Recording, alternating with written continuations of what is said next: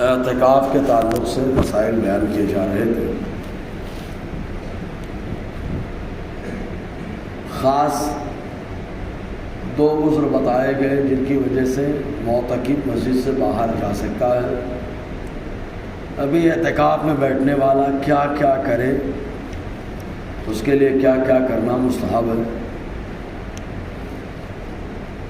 تقلیل طعام یعنی کم کھانا یہ مستحب ہے۔ کیوں؟ اس کی وجہ، پہلی وجہ تو یہ ہے کہ کم کھانا کھائیں گے تو ہوا وغیرہ خارج ہونے کا اندیشہ کم ہو جائے گا، کیونکہ جب تک معتکف یا جو بھی نمازی مسجد میں رہتا ہے جب تک ہوا نہیں خارج کرتا تب تک فرشتے اس کی بخشش کے لیے اور اس پر رحمت کے لیے دعا کرتے رہتے ہیں۔ تو کم کھانا کھانا، ایسے ہی کم بولنا، بلا ضرورت زیادہ باتیں نہ کرنا، جتنی ضرورت ہو اتنی بات کرے، اس سے زیادہ بات کرنے کی ضرورت نہیں ہے۔ تقلیل منام یعنی کم سونا، زیادہ تر ذکر وغیرہ کرتے رہنا۔ تو کم کھانا، کم بولنا اور کم سونا۔ پانچوں نماز میں کوشش کریں کہ روزانہ پہلی صف ہو۔ اعتکاف میں تو پہلی صف تو ملنی ہی چاہیے۔ اگر پہلی صف چھوٹ گئی اور اعتکاف میں ہے تو پھر مزہ کیا۔ پہلی صف ہو، تکبیر اولیٰ کے ساتھ ہو، باجماعت نماز ادا کرے، اور فرض سے پہلے جو سنتیں ہیں ان سنتوں کا بھی پابندی کرے۔ ہر اذان کا جواب دے، ہر اقامت کا جواب دے، اذان کا بھی جواب، اقامت کا بھی جواب دے۔ ہر بار اذان سے پہلے اور اذان کے بعد درود پاک کا اہتمام کرے۔ روزانہ تہجد پڑھیں۔ تو تہجد کے لیے ہلکی سی نیند لینا کافی ہے۔ اگر رات میں سو لیے ہلکا سا تو ہلکی سی نیند لے لیے کافی ہے، اور اگر نیند نہ ہو تو صلاۃ اللیل تو بہرحال ہے، رات کی نوافل۔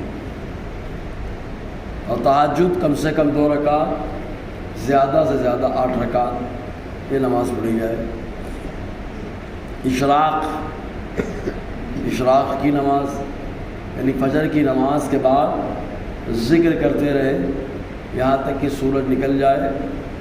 سوا نیزہ تقریباً 10 سے 15-20 منٹ بتایا گیا۔ اس کے بعد 2 رکعت نماز اشراق پڑھی جائے۔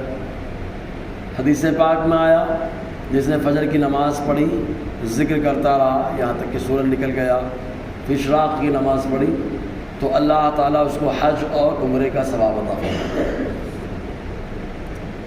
اشراق کی نماز پڑھے، اسی ٹائم یا تھوڑا رک کر کے چاش پڑھ۔ چاش کی نماز کے بہت سارے فوائد ہیں، ان میں سے ایک فائدہ یہ ہے کہ آدمی کے بدن میں 360 جوڑ ہوتے ہیں۔ حضور نے فرمایا ہر جوڑ کے اعتبار سے صدقہ کرو۔ اب آدمی ہر جوڑ کا صدقہ کرے تو 360 ایسے ہی چلا جائے گا، کماتا کتنا ہے، اور 360 روپے ایسے چلا جائے۔ تو حضور نے فرمایا ان 360 جوڑوں کا صدقہ یہ ہے کہ تم نماز چاش کا اہتمام کرنا۔ یعنی جو نماز چاشت ہے یہ جوڑوں کا صدقہ ہے، تو جو نماز چاش کا پابند ہے انشاءاللہ اس کو جوڑوں کی تکلیف نہیں ہوگی۔ اوابین کی نماز کی پابندی کریں۔ اوابین یہ مغرب کی نماز کے بعد نوافل وغیرہ پڑھنے کے بعد پڑھیں۔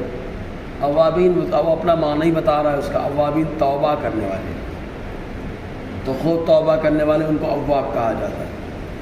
تو اوابین یعنی خوب توبہ کرنے والوں کی نماز ہے۔ تو یہی سے اندازہ ہو جاتا ہے کہ مقبول بندے نماز پڑھتے رہے اوابین، تو نماز اوابین کی پابندی کریں۔ تلاوت کریں، درود شریف کا اہتمام کریں، خوب تلاوت کریں، خوب درود شریف پڑھیں۔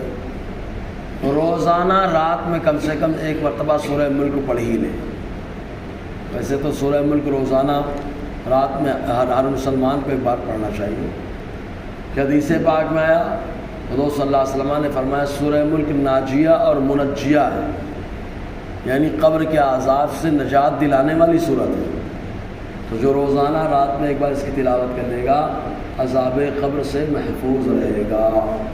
الحمدللہ فقیر اس کا پابند ہے۔ فضول باتوں سے احتیاط کریں، فضول باتیں نہ کریں۔ ایسے ہی روز جمعہ کا دن آئے تو سورہ کہف کی بھی تلاوت کر لیں، کہ سورہ کہف کے دو بڑے اہم فائدے، بڑا فائدہ یہ کہ جو جمعہ کو سورہ کہف کی تلاوت کر لیتا ہے ہفتے بھر اللہ تعالیٰ اسے نور عطا فرماتا ہے۔ تو اعتکاف کرنے والا بھی پڑھے کم سے کم، اور اس کے علاوہ ہر مسلمان کو بھی پڑھنا چاہیے۔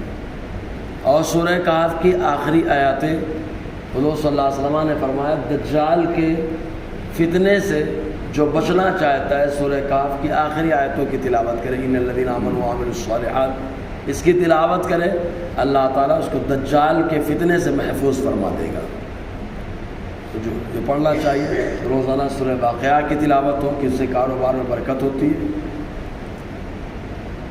جہاں تک ہو سکے فضول باتوں سے بچے، اگر کوئی کام کرنا چاہے اگر اشارے سے ہو جائے تو اچھی بات ہے، اشارے سے جو ہے یا لکھ کر کے شور و غل نہ کرے۔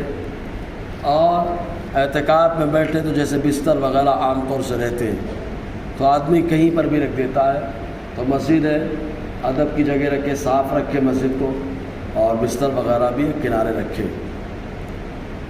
ایسے ہی مسجد کو ہر طرح کی بدبو سے بچائے گا، ہر طرح کی بدبو سے بچانے کی کوشش کریں۔